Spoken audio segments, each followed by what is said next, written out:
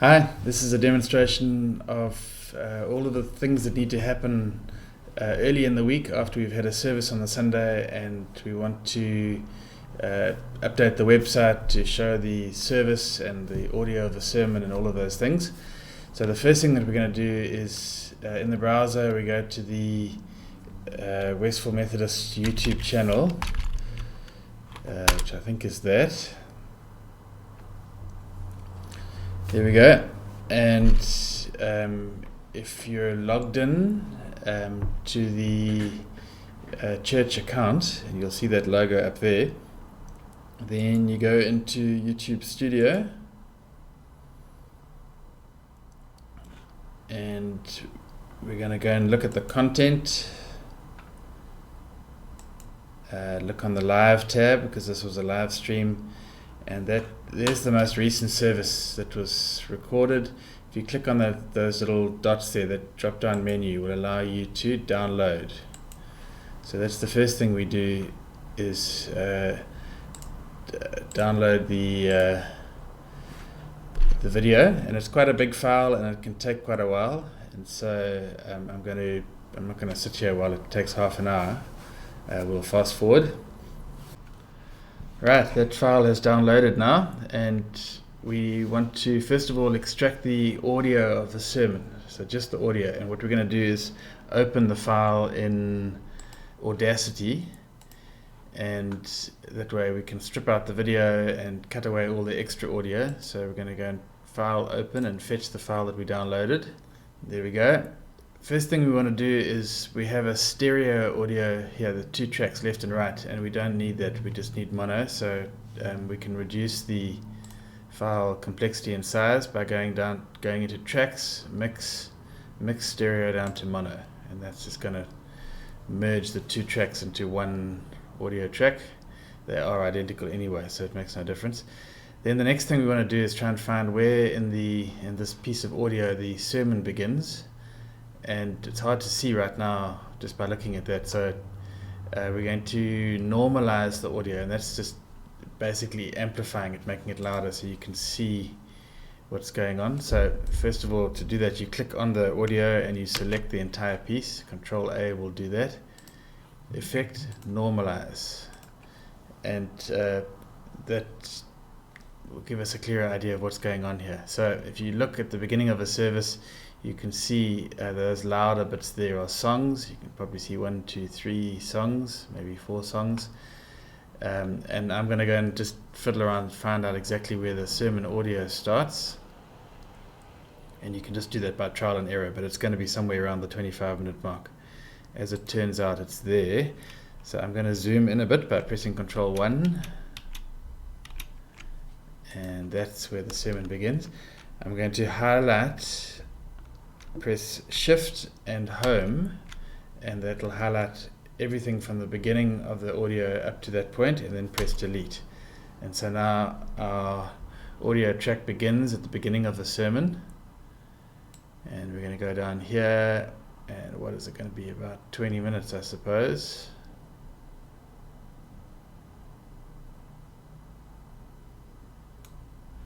Right, that looks like there's a break of some sort going on there. I'm going to listen to the audio and just see if I can confirm where the sermon ends.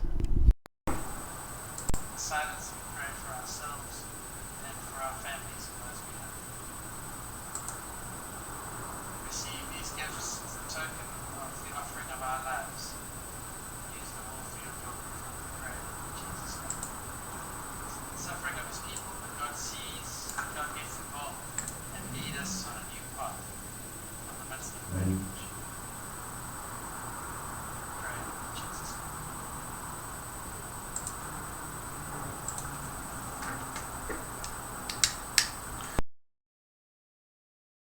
The sermon, it's over there. So again, we've clicked on the thing, and I'm going to press Shift and End, which will highlight from that point to the end of the audio, and press Delete, and we now have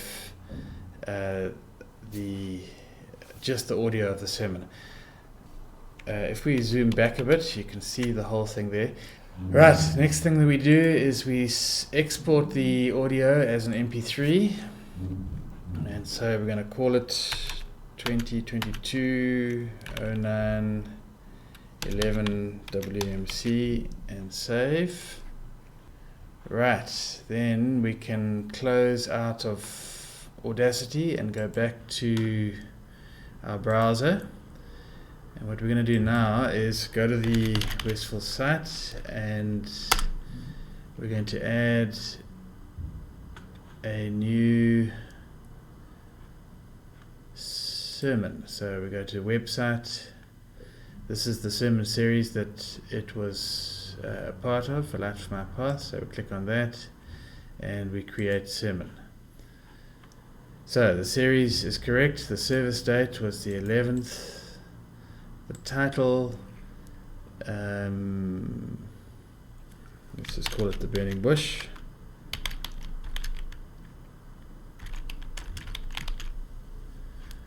The readings, it was just the one reading. It was Exodus 3, 1-15. And now here, the audio, we need to give it a link pointing to where the MP3 file is stored. And it's got to be stored somewhere on the internet, obviously. So before we can go any further, let's go and open a new tab, and we're going to go to archive.org, which is a online storage place. It saves us from having to use our own storage space on our website. We can put all kinds of files, and I have many sermons uploaded there, and they store it for free. So need to log in as Westville Methodist, and then go to the upload link. We're going to upload a file and choose file to upload. So it was in there it is there, 11/9/2022. And we need to give it a description. This is the format I normally use. I normally will say sermon from Westville Methodist Church on 11 September 2022. Subject tag Westville Methodist Church, sermon. Creator, whoever the preacher was that day. Date 2022-09-11, and upload and create. And now it will store the file somewhere on our page, on the Westville Methodist page on archive.org. And as soon as that's done, we can get the link from that page that points directly to the file and add it to our website. Right, there we go. So here's the little page that's been created, and we need to go and hover over that VBR MP3, because that's the link to the MP3, and you right click and copy link address. And then we go back to the sermon that we're adding and go and click in the audio box and paste. And you should see this long URL that says archive.org. It's got the name of the file, and the final extension should be .mp3. So it's pointing our website to where the MP3 file is stored on the internet. Next thing we need is the YouTube ID. So if we go back to the YouTube channel and we find that video, this is the one that we've been working with, and just view it in YouTube. I don't actually want to view it, I just want that URL. So the portion that we need is we can copy the whole URL if you like, and we can paste it into that YouTube ID box. But the portion that we want is not the whole URL. We just want the piece that comes after v equals. So that's the ID. It basically is the ID that YouTube, that's the unique identifier for that video as far as YouTube is concerned. I want to show you one more thing, because this sometimes will happen too. If we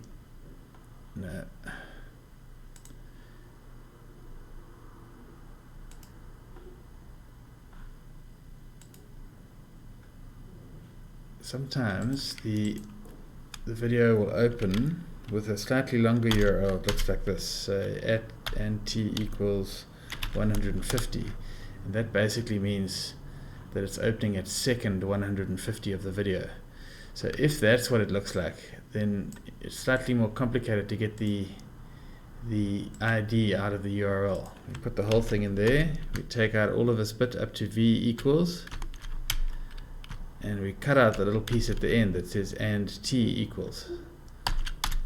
Okay, so that's what your YouTube ID should look like. You can always see afterwards if it's been uploaded properly. And then let's add some tags for this video. Bible, Moses. We'll leave it at that and create. Oh, something's gone wrong there. Bible. Oh, I shouldn't have typed in a new tag. I should have selected the existing one. Bible and Moses. There we go. That should work.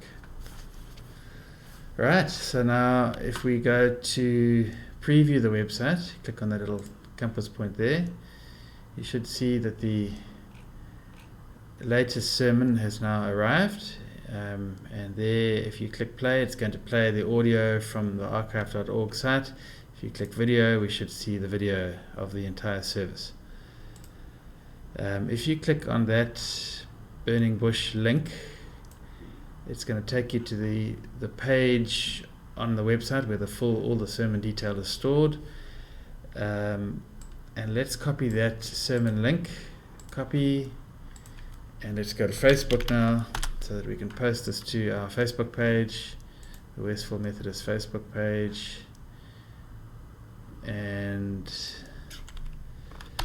we're going to do a little trick here because Facebook has been difficult about allowing us to just post a link. So if you change it to m.facebook.com, it works better. Don't ask me why, it does. We go and click on this publish link and we post that sermon link and we wait for this preview to be generated.